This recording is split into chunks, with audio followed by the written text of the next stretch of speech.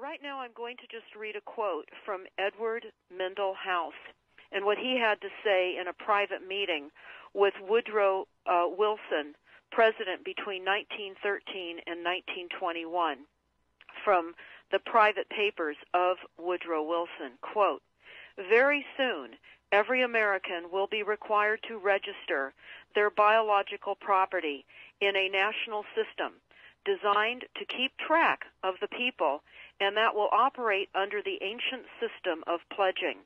By such methodology, we can compel people to submit to our agenda, which will affect our security as chargeback for our fiat paper currency. Every American will be forced to register or suffer not being able to work and earn a living. They will be our chattel, and we will hold the security interest over them forever by operation of law merchant under the scheme of secured transactions. Americans, by unknowingly or unwittingly delivered the bills of lading to us, will be rendered bankrupt and insolvent, forever to remain economic slaves through taxation secured by their pledges. They will be stripped of their rights and given commercial value, designated to keep us a profit that will be none the wiser.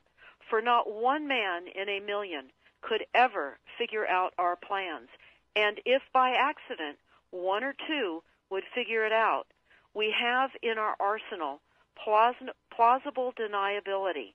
After all, this is the only logical way to fund government, by floating liens and debt to the registrants in the form of benefits and pledges.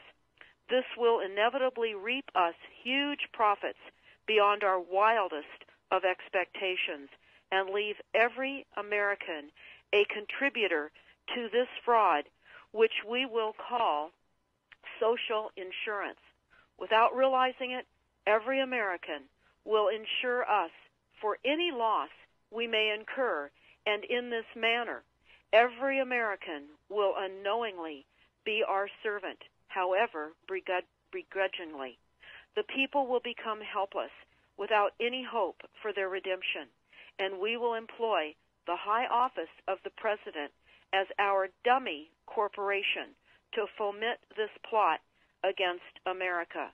Having established plausible deniability, even if people become enlightened that they had a remedy and pursued it, the attorneys, judges, and legislators could claim that they did not understand the people's claims, especially if the technical requirements for achieving it were not followed pursuant to statutory requirements, requiring the public schools to teach civics, government, and history classes out of federally approved, politically correct textbooks written by the publishing houses owned by the owners of the Federal Reserve would assure that the people would not discover the remedy for a long time, if ever.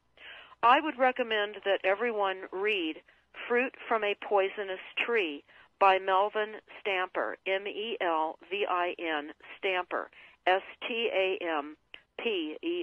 That is Fruit from a Poisonous Tree.